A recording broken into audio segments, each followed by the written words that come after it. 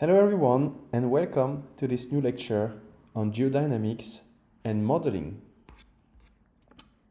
In the last week, you've learned how to use, work and visualize data.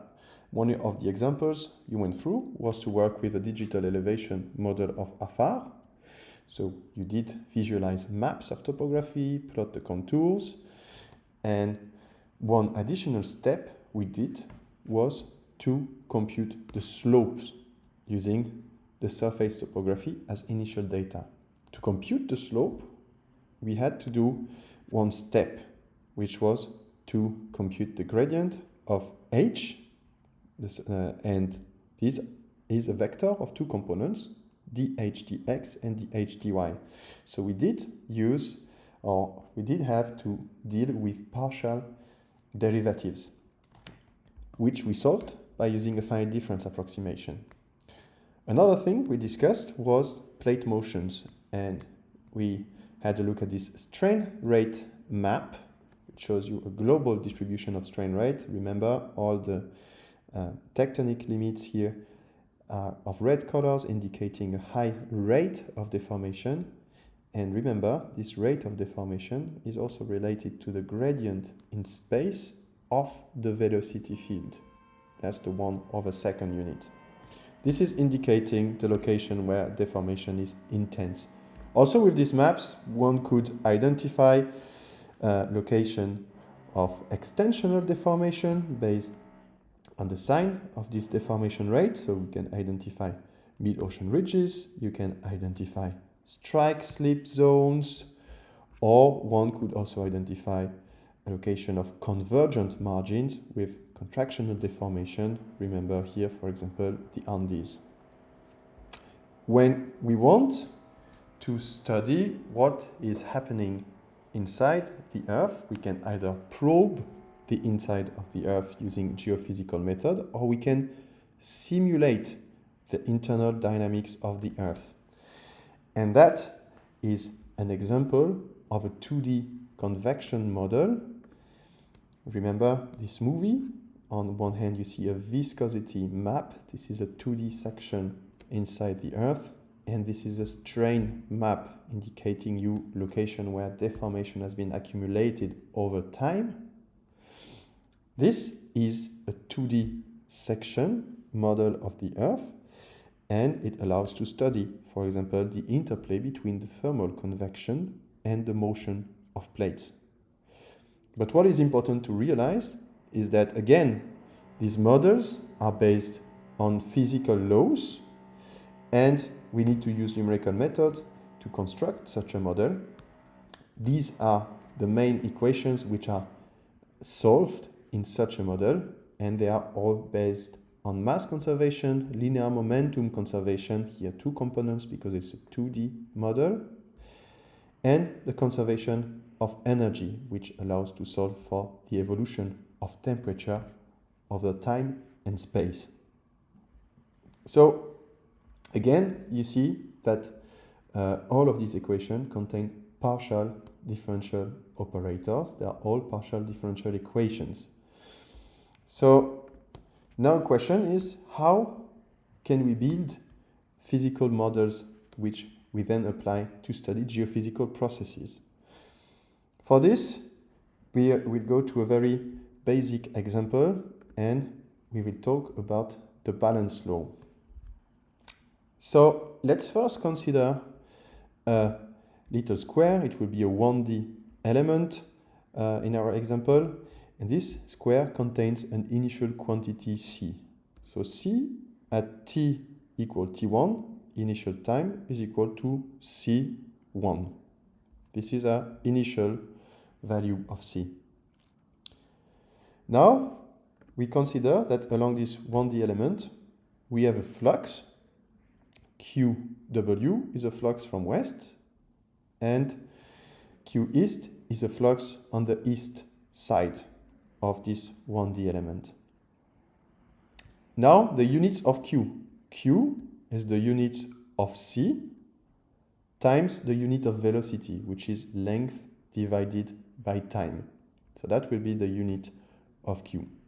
So we have C, which has unit of C, and we have Q, which has unit proportional to C times velocity. Now, if the two fluxes are equal, Q east is equal to Q west, how does C evolve? So you can always imagine you're removing as much as you're injecting. So in such a case where the two fluxes are equal, then there is no change. At C1 at t equal 1 will be equal to C2 at t equal 2. You take as much as you inject. There is no change over time. dc dt is equal to 0.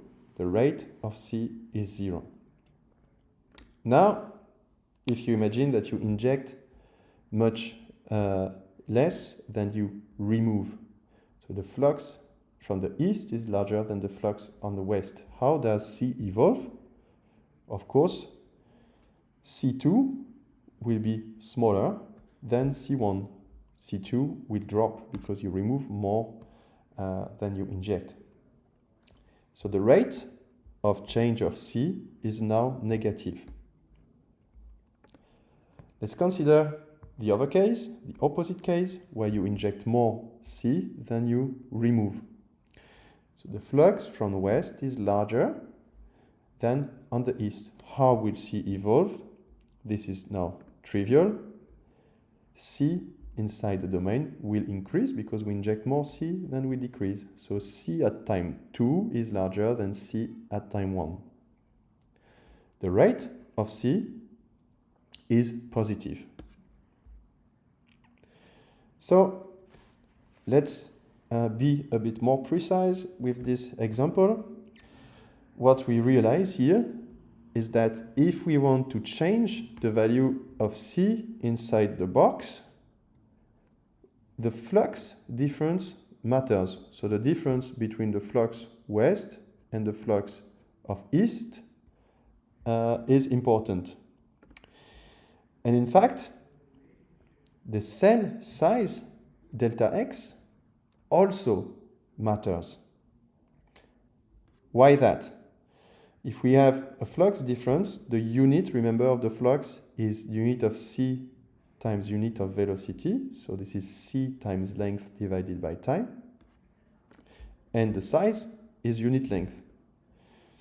So if we now divide the flux difference, delta Q, Q east minus Q west, by the size of the cell, then we obtain unit C times unit length divided by unit time divided by unit length.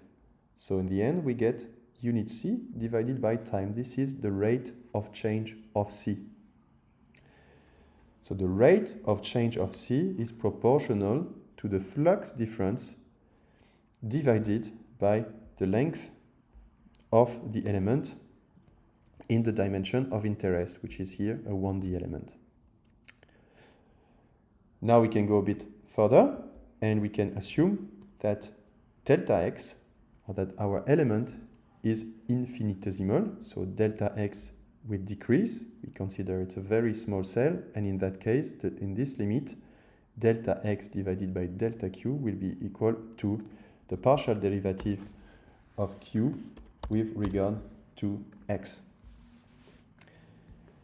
So the rate of change of C will be proportional to the partial derivative of q with regard to x. Now we can write up this equation. C will vary in response to the divergence of the flux. So dc dt is equal minus dq dx. On one side we have the rate of change of C inside the box, and on the other side, what modulates this rate of change is the gradient of Q, the flux of C, across this element. So that's very important because indeed, remember this model, this 2D model of mental convection is actually based on this type of principle. There will be different governing equations in the model that are all based on balance equation. Now the big question is, what are the fluxes? And there are different fluxes that have to be defined. There will be diffusion fluxes, advection fluxes, and momentum fluxes. So what is the form of a flux? Let's keep in mind the equation dc dt is equal minus dq dx. We keep it there in the corner. One flux of interest is the diffusion flux. So in the diffusion flux, we make the flux proportional to the gradient of C and a positive material parameter D, a diffusivity. So in this case, Q is proportional to minus D dc dx. If you combine these two equations, you will end up having the second order derivative of C with regard to x. So if you apply this derivative to this derivative, then you obtain the second order derivative. Diffusion is very important, so it's one parameter that controls heat transfer. And for example, if you hold a stick of metal in your fingers and you put one end above a flame, it will take some time for you to feel the temperature to your fingers, but at some point you will burn yourself. So this is diffusion of heat across a bar. And in geoscience, it's a very important process because you can consider cases where, for example, you have the emplacement of a granite, of a hot magma in the crust. And if you emplace a hot rock inside colder rocks, inside the crust here, you will have diffusion of heat, and you will heat up the rocks and you will transform the rocks. So the diffusion of temperature is very important, for example, in this case where you emplace hot rocks in colder rocks. Now another type of flux is the advection flux. So Q is equal to velocity times C directly. With this, you can model transport or advection. One example of advection is, for example, here you see the power plants in northern Germany. You see that the smoke is deflected towards the right because there is a wind velocity, and wind is carrying the smoke in the wind direction. So that's one example of advection or transport of smoke here. But of course, in the Earth, it also matters a lot because when plates are moving, they're also transporting heat. We've discussed previously example of subduction. When a cold plate sinks into the mantle, it's carrying the lower temperature down inside the Earth. So advection also matters inside the Earth. Another phenomena of interest is the wave phenomena. And again, so we are interested in the wave phenomena to, for example, model the propagation of seismic wave inside the Earth. In this case, we can define another flux. And actually, it's more convenient to work with the rate of the flux. So we state the rate of the flux, now dq dt, is proportional to the gradient of C. So we have dc dx on that side. And there is a coefficient here, which is a material coefficient, proportional to elasticity of the material and density of the material. So with this, you can model, for example, acoustic waves. So if you play music and you want to study how the waves are going from the source to the receiver, your ear, or if you want to understand how the waves are traveling through the Earth. So geophysical processes, they can be modeled by using a balance law. So the balance law will relate the rate of change of a quantity to the gradient of a fluxes. And by defining the appropriate flux, we can model the different physics. So the advection will be modeled with that type of flux. The diffusion will be modeled with a flux that is proportional to the gradient of the quantity. And waves can be modeled by using the rate of the flux proportional to the gradient of the quantity. So Balance law and fluxes, they are all partial differential equations. So you see, this is a partial differential equation involving rate of flux, so the differential equation in time, and space here. And the balance law also includes a partial derivative in space and in time here. So they are partial differential equations, and we want to solve here for the variable of interest. See, how can we do that? We will need to use a discretization, a numerical method that will allow us to solve for C. And what we are going to do in the practical, we will use the finite difference discretization.